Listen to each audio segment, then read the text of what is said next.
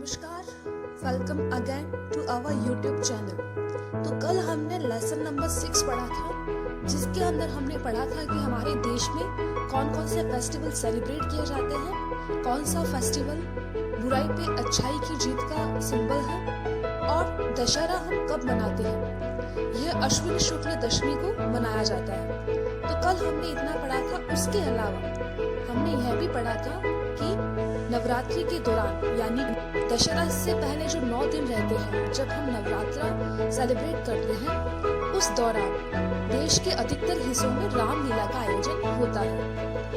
ये हमने इतना पढ़ा था और 10वें दिन दशहरा मनाया जाता है। आज हम उसके आगे का जो लेसन है वो हम पढ़ेंगे। तो चलिए शुरू करते हैं लेसन नंबर 6। आज हम जहाँ पे आपको निशान दिख रहा है वहां से पढ़ना शुरू करेंगे, जिसमें लिखा हुआ है Ramlila describes the story of Ram in the form of A drama. यानी कि रामलीला जो होती है वो एक ड्रामा होता है, एक नाटक होता है, जिसके अंदर भगवान राम के जीवन को डिस्क्राइब, उनके जीवन का वर्णन किया जाता है नाटक के द्वारा। Every day, many scenes of Ram's life, such as Narad मुनि, राम जन्म, राम विवाह, राम वनवास, ताड़का वध, पंचवटी सीन, सीता हरण, हनुमान मिलन, बर्निंग ऑफ लंका, सेतु निर्माण एंड राम रावण युद्ध are enacted on the stage। यानी कि every day, हर दिन, many scenes, बहुत सारे दृश्य of Ram's life, भगवान राम के जीवन के, सच एज जैसे कि देखिए नारद मोह, राम जन्म, राम जी का जन्म कैसे होता है, राम विवाह, भगवान श्री राम का सीता मैया से विवाह, राम जी को वनवास जो मिलता है, राम वनवास, उसके बाद में ताड़का वध, पंचवटी सीन, सीता हरण, हनुमान मिलन। ये रिसेंटली आपने रामायण देखी होगी लॉकडाउन के टाइम, तो उसके अंदर आपने सारे सीन देखे होंगे। लंका का दहन कैसे होता है, सेतु का निर्माण कैसे किया जाता है, राम रावण का युद्ध, ये सब इनेक्टेड होता है। इनेक्ट मतलब अभिनीत किया जाता है। इसमें लोग कैरेक्टर्स प्ले करते हैं, कोई राम बनता है, कोई हनुमान बनता है, कोई लक्ष्मण बनता है, कोई सीता बनती है, कोई रावण बनता है, और वो सब एक नाटक के द्वारा रामायण को प्रेजेंट करते हैं, रामलीला को प्रेजेंट करते हैं। Hanuman's getup attracts everyone, specially the children. यानी कि जो हनुमान जी का जो गेटअप होता है, जो हनुमान बनता है, उसका जो गेटअप रहता है, उसका जो पहनावा रहता है, वह बच्चों को सबसे ज्यादा आकर्षित करता है, क्योंकि उनका मुंह बंदर जैसा होता है, उनकी पूंछ होती है, बाकी सब नॉर्मली इंसानों की तरह दिखते हैं, लेकिन हनुमान जी थोड़े अलग दिखते हैं, इसलिए वो बच्चों को बड़ा अट्रैक्ट करते हैं। अट्रैक्ट का मतलब होता है आकर्षित। अपनी तरह वो कैरेक्टर बच्चों को अपनी तरफ आकर्षित करता है। तो ये सब रामलीला के दौरान ये सारे प्ले में किया जाता है। अब आगे इसके बाद सबसे ऊपर on the 10th day large effigies of Ravan, his son Megh and his brother Kumbhakarna are erected on a big ground।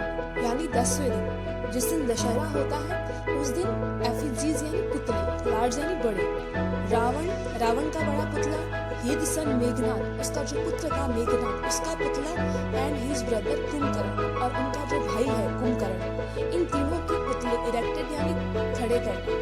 इनके जो पुतले होते एक बड़े ग्राउंड के अंदर, एक बिग ग्राउंड के अंदर, इनके जो एफिजीज होते हैं वो खड़े किए जाते हैं। These effigies are stuffed with firecrackers। ये जो पुतले होते हैं ये क्रैकर्स यानी पटाखों से भरे हुए होते हैं, इनके अंदर पटाखे वो स्टफ किए हुए रहते हैं। उसके बाद इन द इवनिंग, शाम को, people begin to assemble to see Ravan Dahan and fireworks. शाम होते ही सब लोग उस बड़े मैदान में इकट्ठा होने लगते हैं। असेंबल यानी इकट्ठा होना। और क्यों इकट्ठा होते हैं? रावण दहन को देखने के लिए, और वो जो आतिशबाजी होती है, आपने भी यदि रावण का जो मेला देखा है तो आपने देखा होगा कि किस तरह वहाँ पे आतिशबाजी होती है, किस तरह वहाँ पे एक के बाद एक पटाखे छोड़े जाते हैं, और वो जो सीन होता है बड़ा ही अट्रैक्टिव सीन रहता है। आप सबने अगर रावण का मेला देखा है तो सारा सीन अभी आपके माइंड में चलना होगा। उसके बाद देखिए जो सेकंड पैराग्राफ है, affairs are organised at various places on the auspicious occasions, यानी इस शुभ अवसर पर, ओकेजन यानी अवसर, देश के कई हिस्सों के अंदर मेलों का आयोजन किया जाता है। Children enjoy themselves in many ways, बच्चे जो होते हैं वो अपने अपने तरीके से इन मेलों को सेलिब्रेट करते हैं। इसके अलावा वो अपने तरीके से इस त्योहार को भी मनाते हैं। आप भी अपने घरों के आसपास पुतले बनाते होंगे, उसको जलाते होंगे, तो सबका अपना अपना वे रहता है, तरीका रहता है त्योहार को सेलिब्रेट करने का।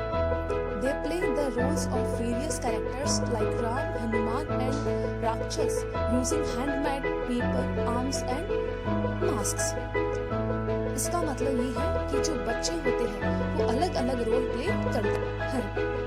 वो क्या करते हैं, वो अलग अलग मास्क जो वहाँ पे मिलते हैं या जो हैंडमेड होते हैं, अपने हाथों से जो बनाए होते हैं, वो मास्क पहन के कभी राम का रोल करते हैं, कोई हनुमान बनता है तो कोई राक्षस बनता है। At sunset, Ram and Lakshman come in a chariot with Vanar Sena. At sunset, sunset का मतलब होता है सूर्यास्त। जब सूर्यास्त हो जाता है तब राम और Lakshman come in a chariot. Chariot का मतलब होता है रथ। राम और लक्ष्मण एक रथ के अंदर आते हैं विद वानर सेना, अपनी वानर सेना के साथ में। Ram shoots arrows in the effigies, Ram जो होता है वो शूट करता है, तीर जो होता है वो उस पुतले के अंदर वो मारता है।